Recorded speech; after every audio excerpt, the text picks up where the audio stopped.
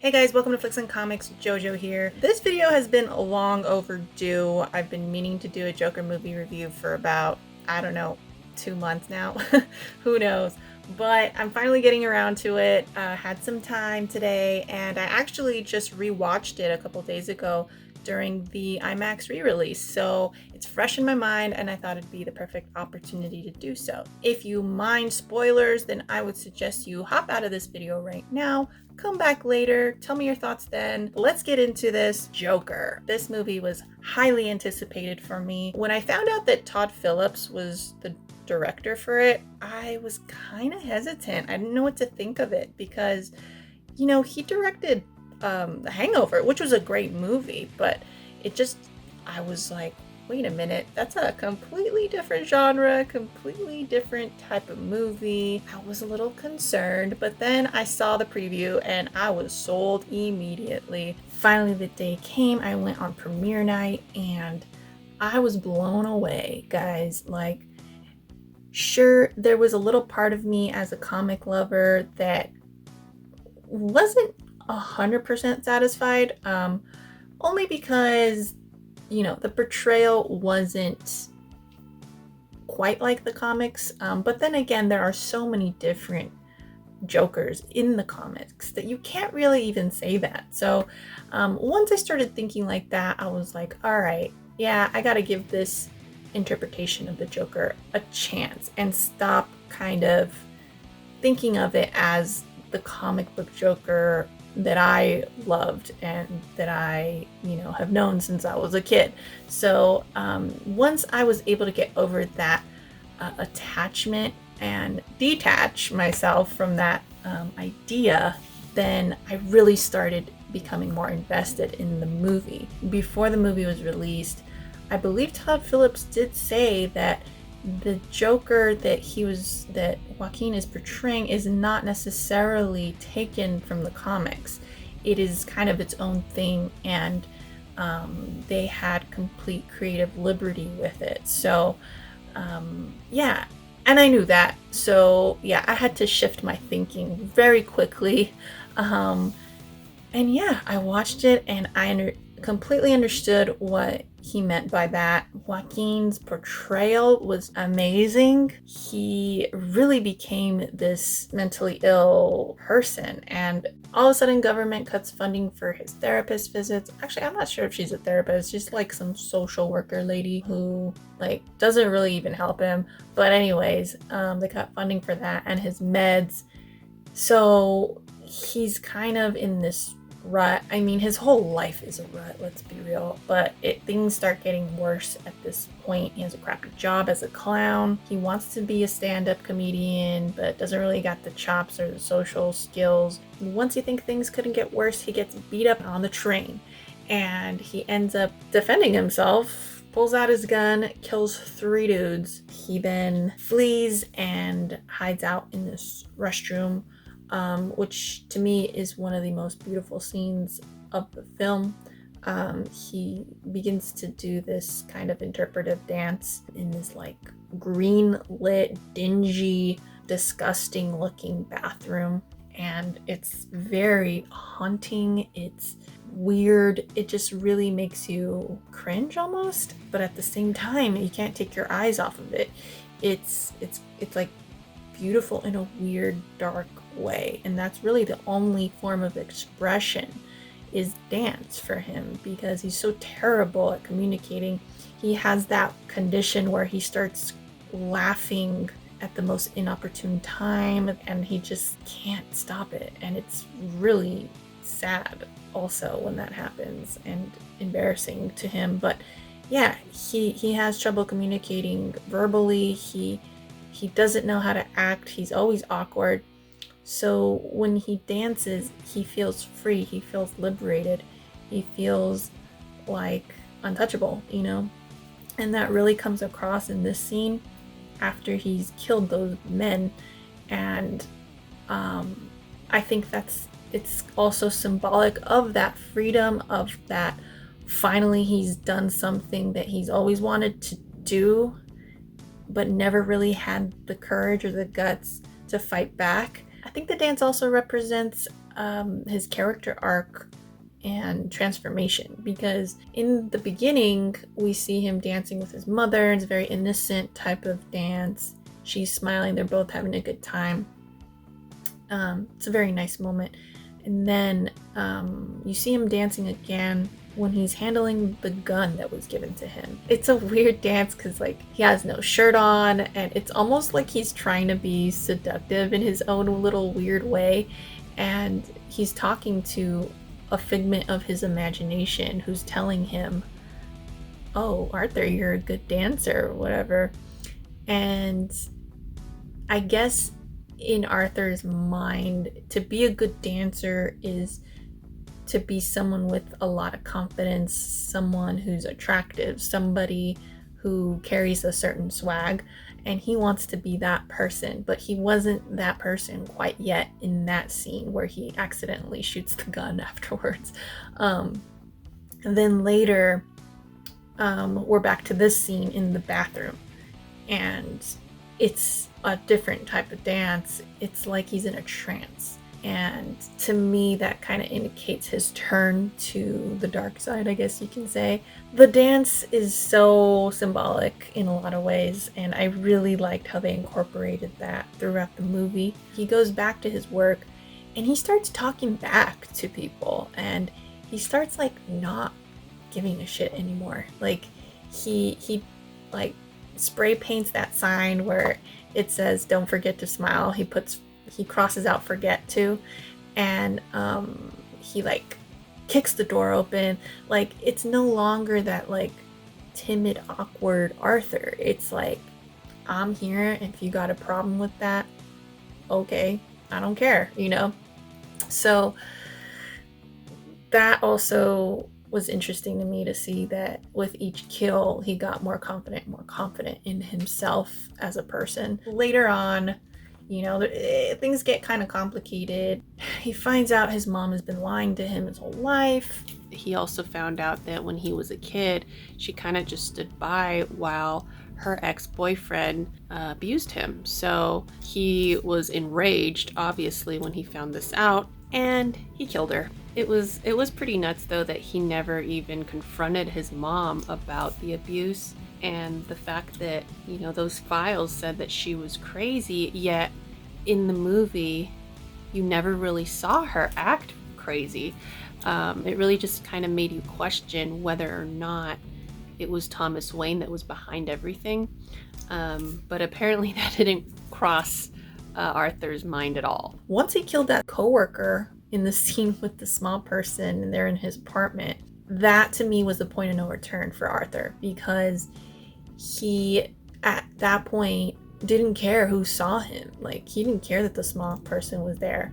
I forget, I don't remember his name in the movie, but yeah, he didn't care. He just like, he cold stabbed that guy and was just like almost relieved. He saw him sitting there just like he scratched an itch or something, you know, like crazy.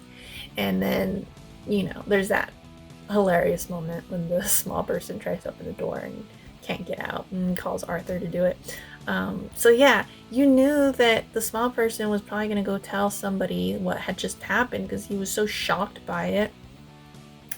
And Arthur, it's like Arthur didn't care. He was just like, okay, yeah, I'll let you out, you know? So at that moment, you know that Arthur was just like all in, and he's now becoming the Joker. And yeah, so he doesn't care who knows. He doesn't care if the cops find out. As a viewer, you're like, where's this going? Like, he's definitely gonna get caught. I guess he's just trying to go out guns blazing, and now he's gonna go to the show that he was invited to, with the Robert De Niro character as the host. So yeah, that was it. It starts getting crazy, and the stakes start to get higher and higher as you go into the third act. You can't predict what's going to happen next. So then, you know, he's got his whole suit on. He fully painted with the green hair, everything. This is like he's taking on his final form, you know. What I did have a problem with, in the scene where he's coming down the stairs was they made the music that like football pep music. I just did not like that. Like, I liked the music that they had for the preview, the first trailer. That to me was a lot better and fit the tone of the movie a lot more than this pep music. And I was like, really? Are they gonna? I don't know. It felt kind of cheap to me, to where you're now rooting for the Joker, and it's like he becomes an anti-hero there, and I don't know how I felt about that. I really just, they kind of glorified him, and I like to think of Joker as a criminal, as like a cold, maniacal, yet still genius. He's still a mastermind, you know, but he's evil.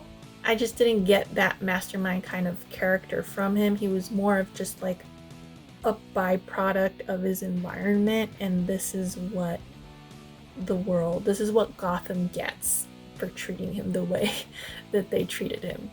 And to me, that's not really Joker, but that's a whole nother discussion.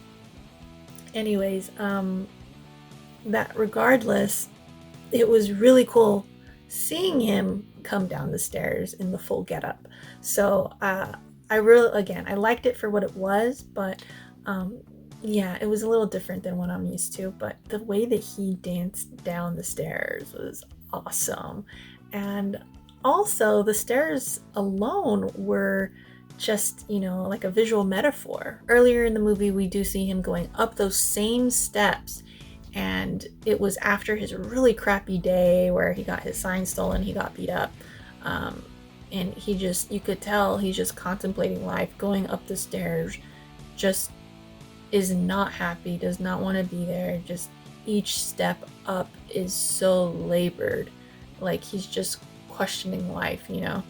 And it's like an overcast day. You see that, you feel that grit.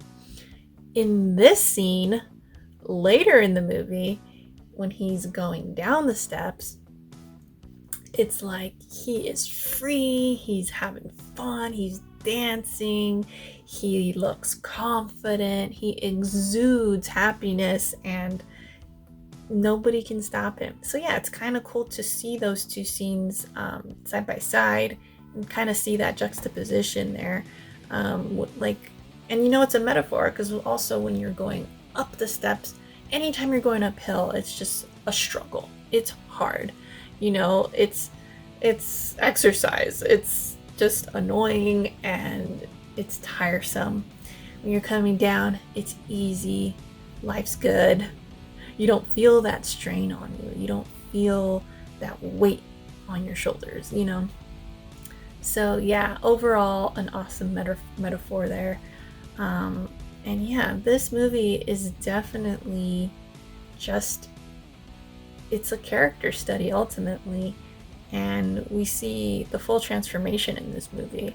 In the last like 10 minutes or so, you see Joker in his full form, and you see his confrontation with Murray. You've been making fun of me, you're just like all the rest of them. You know, Gotham doesn't support people like me, and he just goes on this huge tirade, and it's amazing. That scene is acted so well. So after Arthur killed those 3 men on the train, media caught wind of it, and that became pretty much the catalyst that started the movement to fight against the upper class in Gotham, and you know, just the government, I guess, in general. So it started, you know, all these riots, and the people would start wearing the clown masks and everything. And Joker / Arthur finally felt like there was purpose in his life. He felt like he was the one that caused that. And suddenly he felt like he had power. So he brought that confidence to the set with Murray. So that was kind of the last thing that he needed to do, I feel like, was confront Murray and yeah, he did it with the bang. No pun intended.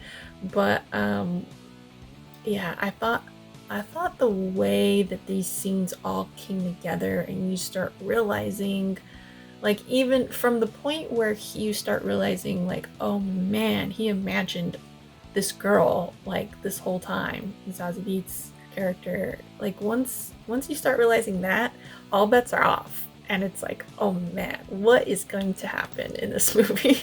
And yeah, from that point on, it's like a roller coaster in my opinion, and I really enjoyed just everything about the way that they rolled out that last act. It doesn't feel like a long movie. Maybe the first act feels a little slow, a little sluggish, but after that, it's like, oh my goodness, you just want to know more and more. So yeah, awesome movie from beginning to end. The style of it, I loved. It's got that like 70s, early 80s feel to it. Definitely a period piece, and they did a great job making it feel like that too. I saw like all the bell bottoms that Arthur was wearing and stuff, and it just I guess the colors they used. There were a lot of like yellows and like greens, browns. That just, yeah, made you feel like you were in that time period. Oh, man, the cinematography was amazing. Also, one of the scenes that I really remember the cinematography was that bathroom scene as well.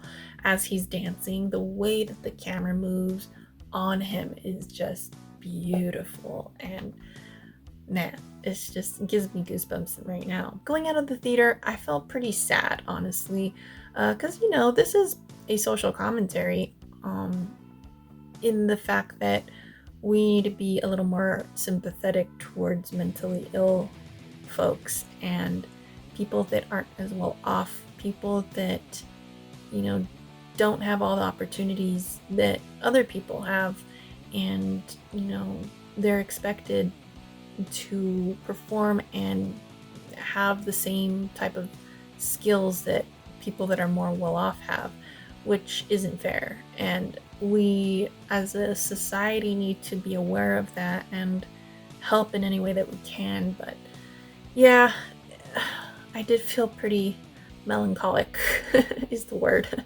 after watching that.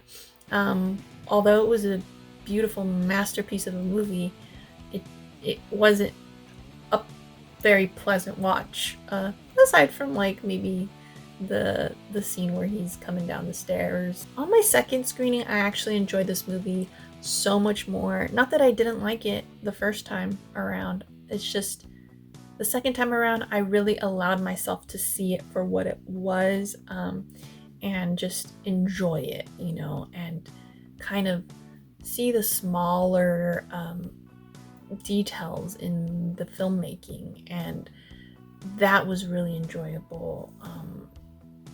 I kind of was able to let go of this isn't the comic book Joker you're used to idea, and just see Joaquin perform and see what he brought to the table. I recommend it to anybody at least once.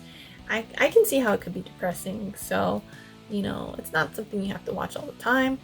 You should at least watch it once, I would say. Anyways, guys, that's about it for this video. If you liked it, give me a like or subscribe, or both. I don't hate it. And you can catch me on Twitter and on Instagram at Flix and Comix, and I guess I'll catch y'all over there. Later.